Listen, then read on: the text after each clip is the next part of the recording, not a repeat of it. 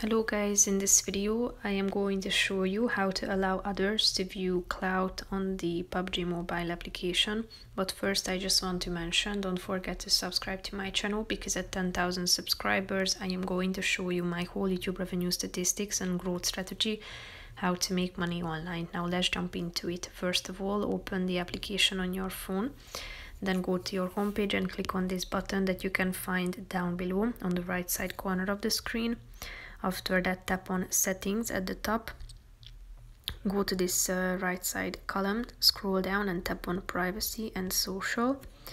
After that, you should scroll down to the connections section, and within this section you can find two columns. Go to the second column, including allow others to view clout, which is the last option in this column. So tap on the enable button if you would like to turn it on.